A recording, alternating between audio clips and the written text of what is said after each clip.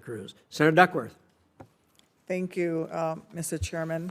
I just want to say, Senator Rubio, I want to start off by noting for the record that when I first got to the Senate and I was in my first year and you just run for president and I didn't think you would know who I was pregnant with my daughter and trying to change Senate rules so that I could bring her onto the floor so I could do my job and vote, because I can't come through the normal back door to vote because there's stairs there and it's not accessible for wheelchairs. And I remember in the middle of that battle, rolling through the Senate floor to vote, and I heard, "Tammy Duckworth," from across the Senate chambers, and you came running down from the top back of the Senate chambers to tell me, "I'm with you, I will support you, you have the right to vote, and I will support you being able to bring your daughter, your child onto the floor when she's born." And I want to thank you for that kindness, because you did speak to your leadership about it. And it was a moment of true bipartisanship, but also as parents. And as someone who was new to the Senate, I was extremely grateful to you for that kindness. I think what I exactly said is, what's the big deal? This place is already full of babies. Exactly. So I want to touch on a topic we discussed last month. Thank you for sitting down with me. I always appreciate the opportunity to sit down with nominees.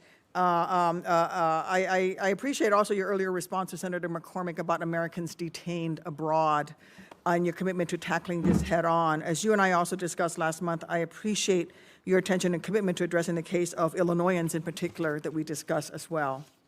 Thank you for that. Another topic, you already touched on some of the issues in the Indo-Pacific, particularly around the PRC and the DPRK, but I'd like to dive back into the issue of ASEAN and the ASEAN nations. Since coming to the Senate, I make a point of visiting Southeast Asia annually to reinforce our friends and partners there, and those that we want to become our friends and partners there, that the United States, and particularly those of us in the Senate, care deeply about these longstanding historic relationships and making sure that those relationships live up to their potential. And as you know, respect for ASEAN centrality has been a core part of our foreign policy in that region. In fact, the first Trump administration's Indo-Pacific strategy correctly emphasized ASEAN centrality as an important principle.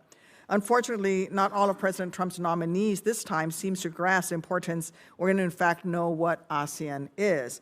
Yesterday, I was distinctly unimpressed when questioning Secretary of Defense nominee Hegseth that he could not mention a single nation in ASEAN, particularly shameful when we have at least two major non-NATO allies in the bloc, one of which, Thailand, is the longest treaty alliance that the United States has, at over 190 years long. What can you share with us today about how you would approach ASEAN as a whole and with individual member states to capitalize on some of the key opportunities and challenges facing the region? I know you've spoken about the Philippines, but can you build on that? Sure. ASEAN, the first thing is, the group's utility begins by the fact that through its 10 members, they've also, I believe, have 5 or maybe it's 6 free trade agreements now with neighboring countries as well. Look, though we have to be very pragmatic in our approach and how we prioritize it. I think the group will always struggle to coordinate unanimity on the issue of their relationship with China. Okay, if you look at the continental, Laos, Myanmar, Cambodia, because of their geographic presence, because of history, they lean a little bit more in the Chinese direction, and other countries do not. I think it would be a mistake for us to sort of make it as a condition of our engagement with ASEAN to say, you must pick a side and you must pick a side now. Are you with them or are you with us? I think what I can safely say is that the overwhelming and vast majority of the nation states in ASEAN, if not maybe all, do not want to live in a region in which China is the predominant power and they are viewed as tributary states to Beijing, and welcome U.S. engagement in the region as both an economic and defense counterweight. And so I think we need to view this as, it would be a mistake to go in with sort of a Cold War mentality of pick a side and pick a side now. I think the broader approach is to say they have a vested interest in us being involved. We have a vested interest as an Indo-Pacific nation in involving ourselves through this forum and finding opportunities, both holistically through the 10 nations and individually through whatever bilateral opportunities present itself.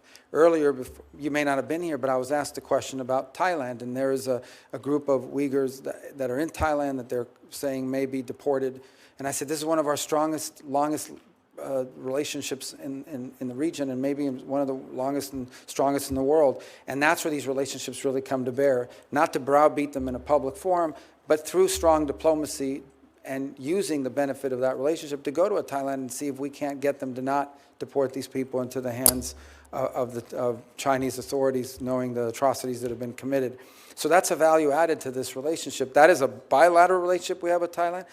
It's not the one we're going to have with every country in the region, but I do think the forum serves as a useful platform for us to be able to engage the region and individually these countries. So you would agree with what the first Trump administration emphasized, which is that ASEAN centrality. And I think this is something that the new ASEAN chair, Malaysia, under Prime Minister Anwar Ibrahim, is saying with the Mandani concept, which is growing that cohesion within ASEAN itself and in dealing with the organization while we continue to pursue those bilateral relationships. But the stronger ASEAN can be cohesively as a unit, allows them to better deal with countries like Myanmar, for example, and allows us to better have those relations with them, and also for them cohesively to try to stand up to outside forces. One of the things that I think, and I think you saw this in the first Trump term, and we'll probably see again, is to the extent you see production sort of moving from China to other countries, some of these countries stand to benefit from that, assuming they themselves are not the target of some tariff or what have you. But I think there are benefits there in that regard. I would imagine that there are also some concerns they would share with us about maybe some of our other policies, economic or otherwise. But I do think it's an opportunity that provides some real economic development benefit opportunities for a number of the countries in ASEAN. We would hope all of them, but certainly some more than others because of alignment of interests. What I do think is we have to be realistic, and I just want to reiterate this because I think sometimes we go into these things viewing them with the lens of NATO or something else. The key component to understand is we are probably never going to have sort of a overwhelming majority consensus on the role China is going to play. But I do think you could argue that the vast majority of countries in this forum, if not all, do not want to live in a region in which China is the predominant, overwhelming power, and they all are viewed as sort of tributary states. They are not interested in that, and they view the United States as a very logical and welcome economic and defense counterweight to that. Yeah. And I do think that even the mainland ASEAN nations that, as you, in your words, lean more towards China, have suffered. If you look at what happens with water, we talked a lot about Mexico and water into Texas, but also with the Mekong River in ASEAN, with the 10 dams that China has built upriver is now affecting water and also arable lands further down the river. And initiatives like the Two Rivers Initiative, which marries the Mississippi River, which is 2/3 of the border of my home state, along with the Mekong River, is a way for us to build some of these relationships and bring in American expertise. A different place where we can also provide expertise is international disability rights.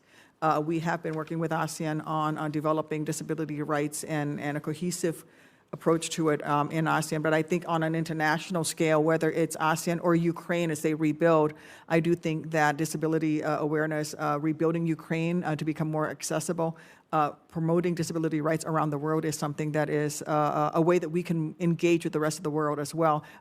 Love to hear from you. Yeah, and I say this commitment to disability rights around the world. And I say this, sadly, it's going to be of critical importance to nations that are emerging from conflict, where we know modern conflict, people are injured in ways that are now survivable, but leave them for the rest of their lives with permanent disability. And so I think it's going to be, in the case, from a very practical perspective, in the case of Ukraine, it's going to be valuable because there are people that have been injured in that conflict that for the rest of their lives are going to have to deal with that, and it's conducive. The other thing we've discussed is our diplomatic facilities around the world and whether they are, and understand that the number one job, the reason why we have embassies and consulates, yes, we represent U.S. interests in that country, but its number one obligation is to support Americans. If you lose your passport, if God forbid you go to jail, whatever it may be, that we have a presence there that can support Americans abroad. And it was stunning for me in our conversation to learn that there are a number of these locations around the world that are not accessible to Americans with disabilities that needed to access them. So it's something that we would have to we'd be interested in looking at as well to make sure that just from our core obligation, we're able to fulfill it. And also, it keeps many of your own staff members who may have disabilities from serving in some of these overseas missions. As you said, highly trained, well-qualified regional experts, subject matter experts may not be able to serve in some of these embassies where they can't, it's not accessible for them. So I thank you for bringing that up. And I will yield back my 9 seconds, Mr. Chairman. Oh, thank you so much. You're welcome. So generous. Thank you. Great. Thank you very much, Senator Duckworth. Those are important points.